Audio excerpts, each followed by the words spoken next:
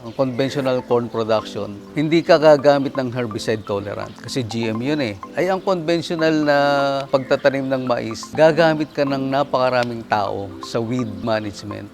Para lang malinis yung bukid mo, mawala yung mga damo, malaking gastos yan. Kumpara doon sa gumagamit sila ng herbicide tolerant seed. Kasi pag itinanim mo yung mais at tumubo, mag-spray mo lang yung bukid ng glyphosate, mamamatay na yung damo. Mawawala na yung ganong yung practice. Dapat mas maganda ang land preparation. Pangalawa ay yung pag-control sa corn borer. At hindi lang yan, meron pang mas mabagsik na insekto, yung fall armyworm.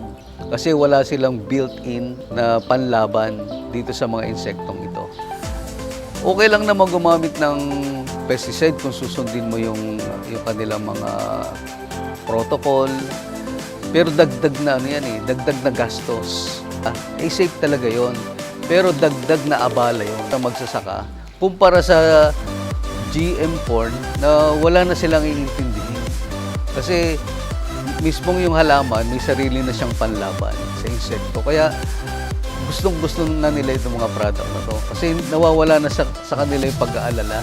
Walang solusyon talaga sa corn borer. Dumating lang ang solusyon sa corn borer nung 2002 to 2003. Noong pumasok ang BT corn.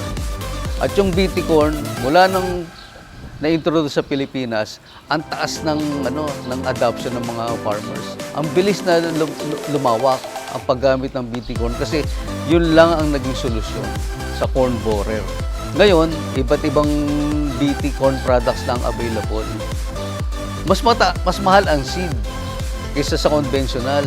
Pero kung ibabawas mo yung panggasto sa pesticide at saka yung abala, at saka mas malaking kinikita nila eh.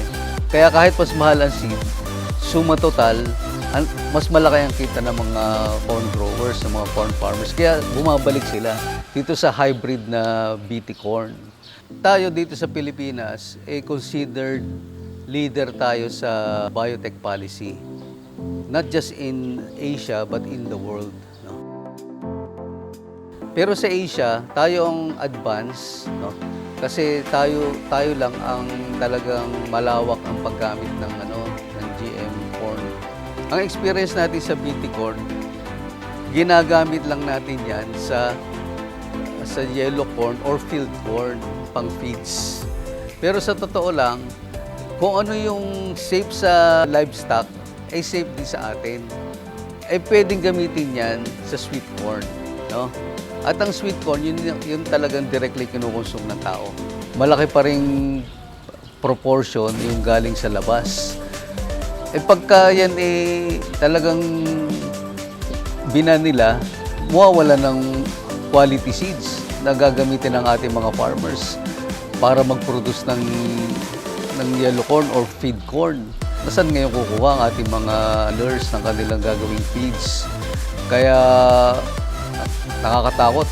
Baka lalong magmahal ang feeds, hindi available ang conventional corn seeds. Sa darating na taniman at aasa lang tayo sa conventional corn seeds, hindi yan sapat para tugunan yung pangangailangan ng mga feed millers. Kung tatanungin mo naman ang mga farmers, ayaw na nilang bumalik sa conventional.